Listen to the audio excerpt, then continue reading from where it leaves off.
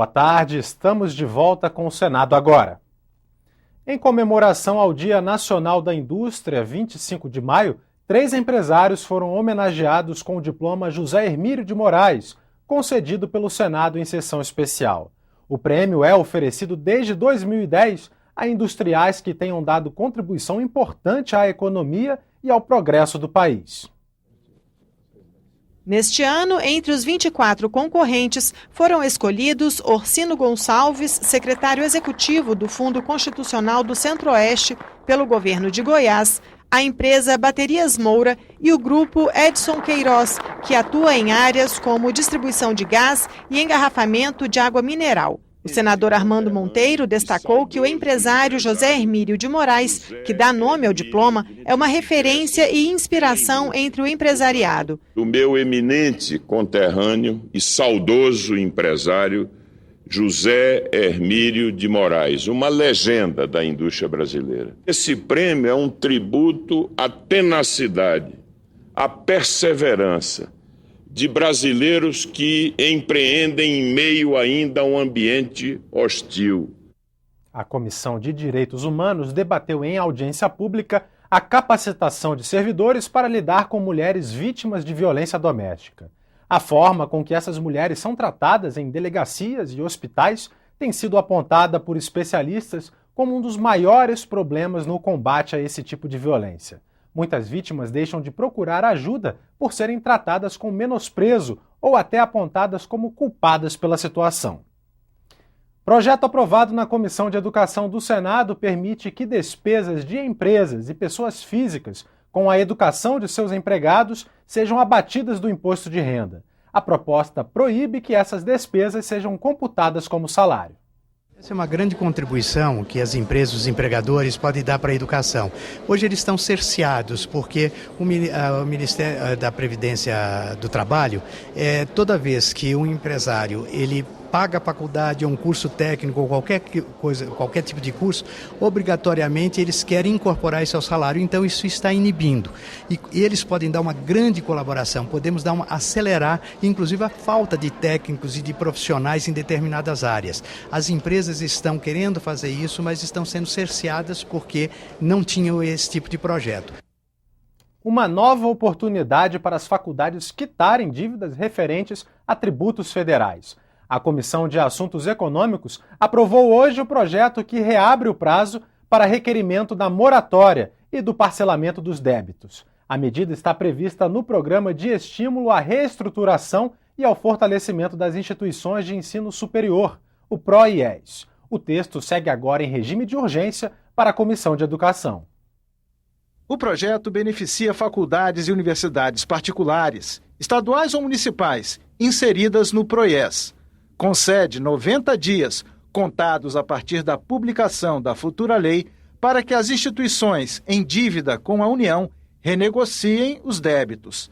Ainda permite àquelas faculdades e universidades que não aderiram ao programa que o façam dentro de 30 dias, também a partir da publicação. A proposta prevê o perdão de valores a título de imposto de renda retido na fonte dos rendimentos pagos, a anistia de multas e dos juros incidentes. Elas estão também, de alguma forma, sendo contempladas, mas estão assumindo compromissos e contrapartidas.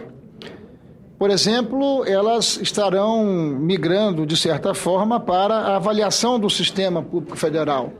Ou seja, o Ministério da Educação e da Cultura passa a monitorar os indicadores de qualidade, de eficiência, de produtividade dessas entidades. Com certeza beneficia as instituições de ensino de Santa Catarina, mas beneficia também as instituições do Paraná, do Rio Grande do Sul, instituições que colaboram muito para o desenvolvimento e crescimento das economias locais, contribuem para a formação e capacitação dos nossos jovens. Outro projeto aprovado institui a Política Nacional para Doenças Raras no âmbito do SUS.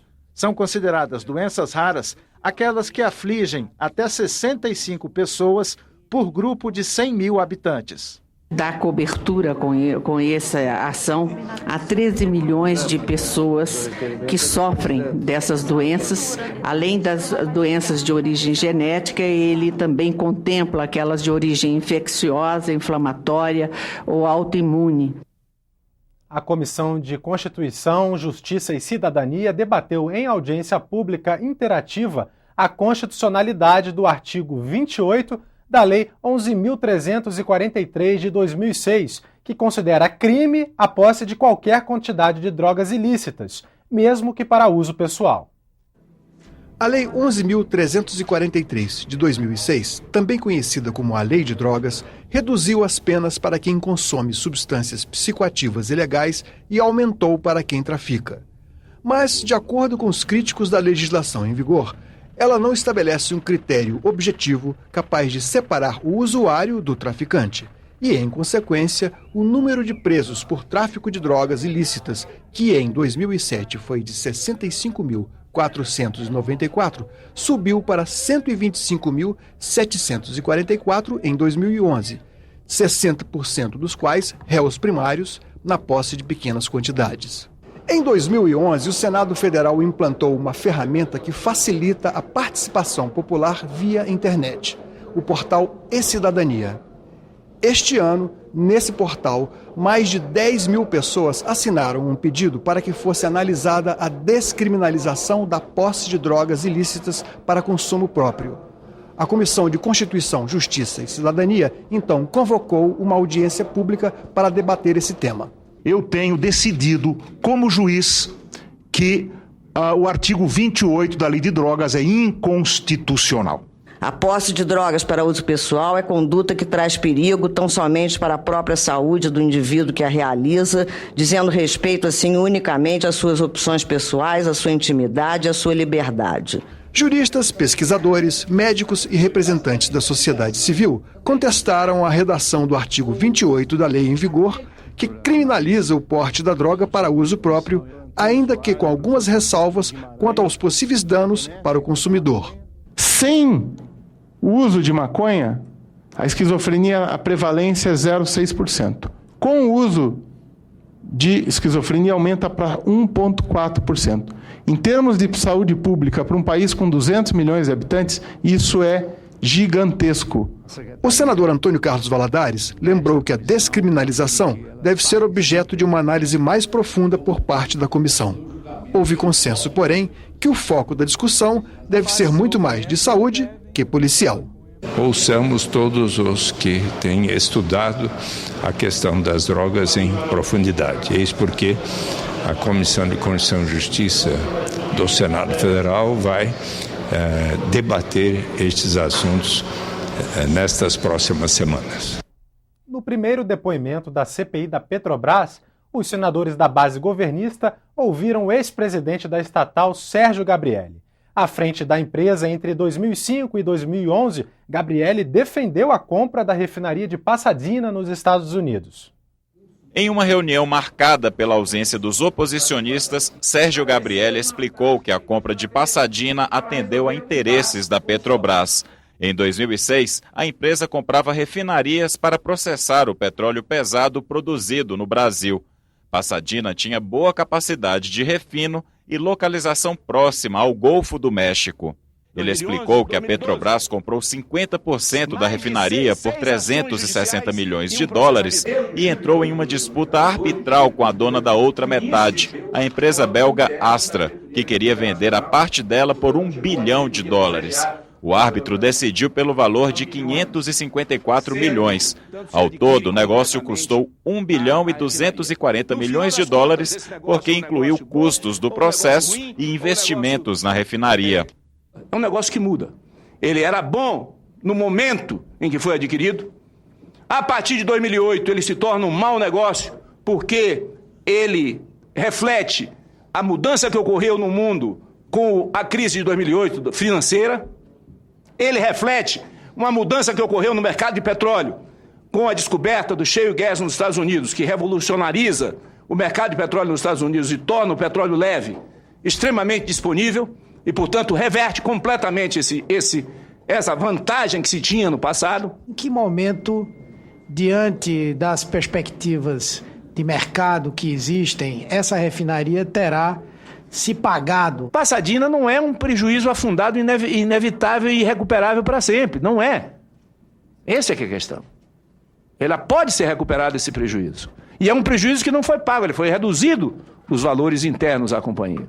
O relator, senador José Pimentel, quis saber detalhes da participação da presidente Dilma na decisão de comprar a refinaria. Vossa Senhoria considera a presidenta Dilma responsável pela compra da refinaria de Passadina?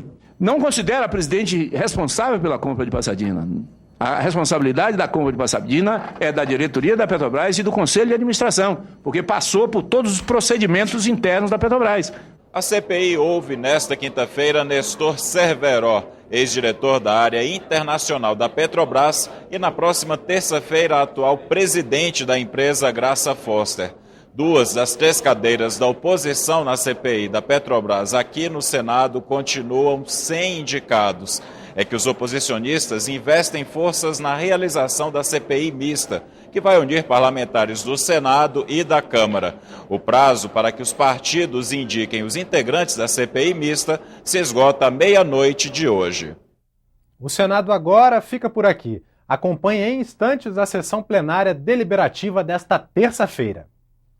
Boa tarde.